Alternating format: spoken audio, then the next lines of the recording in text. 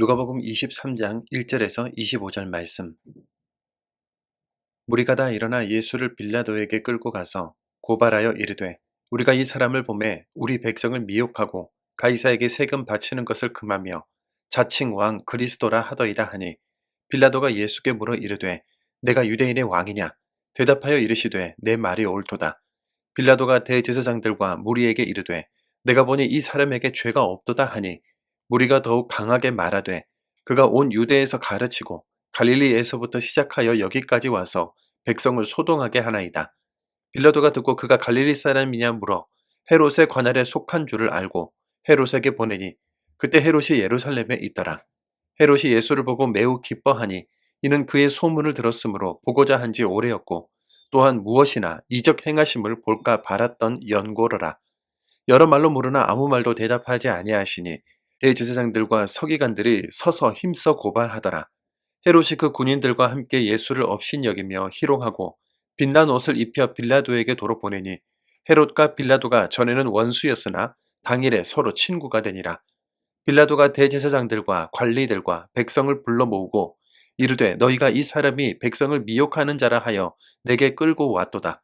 보라 내가 너희 앞에서 신문하였으되 너희가 고발하는 일에 대하여 이 사람에게서 죄를 찾지 못하였고 헤롯이 또한 그렇게 하여 그를 우리에게 도로 보내었도다. 보라 그가 행한 일에는 죽일 일이 없느니라. 그러므로 때려서 놓게노라.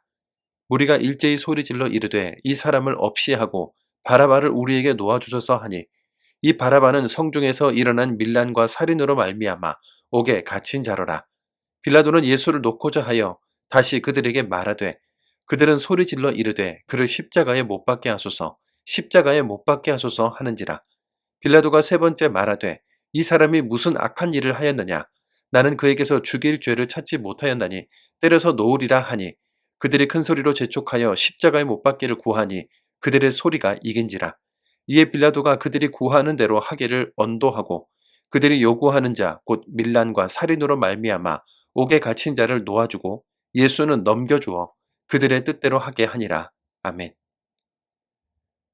본문에서 예수님은 유대인 지도자 그룹 사내들인 공회, 로마 총독 빌라도, 갈릴리와 베레와 지역의 분봉왕 헤롯에게 차례로 신문을 받으셨습니다. 죄가 없다는 것이 명확함에도 백성을 미혹하고 가이사에게 세금 바치는 것을 금했으며 자칭 왕이라고 부른다는 것이 예수님의 죄목이었죠. 당시엔 사형 판결과 집행 권한이 로마에게 있었기 때문에 로마 관리들의 관점에서 예수님을 반란의 주동자로 보이게 하는 것이 중요했고 예수가 죽은 뒤에도 밀란이 일어날 것을 방지하기 위해선 예수를 종교범이 아닌 정치범으로 몰아 제거하는 것이 가장 효과적이고 무탈할 것이라고 판단했기 때문에 만들어낸 조작된 거짓 명목이었습니다. 빌라도는 예수님이 죄가 없다는 것을 분명 알았지만 그를 놓아주진 못했는데요.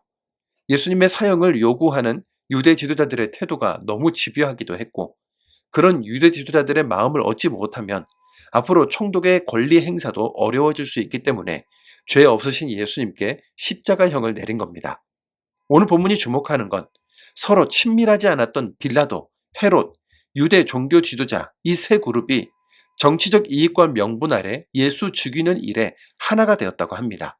죄를 위해 누구라도 친구가 될 수 있는 것, 이것은 바로 죄의 확장성과 음직력이 얼마나 큰지를 보여주는 거죠. 죄는 우리가 잘 몰라서 저지르는 잘못이라고 순수하게 생각할 것이 아닙니다. 죄는 같은 죄를 품은 사람들끼리 집단을 구성하고 추악한 사회 구조를 만들어 나뿐만 아니라 다른 사람들도 어쩔 수 없이 죄를 선택하도록 만들죠. 그렇게 죄를 선택하는 순간 죄인된 그는 집단 이기주의 안에 갇혀 점점 편협한 생각에 빠져버리며 자신의 잘못을 논리와 상관없이 정당화하려는 선택적 사고에 빠지고 맙니다.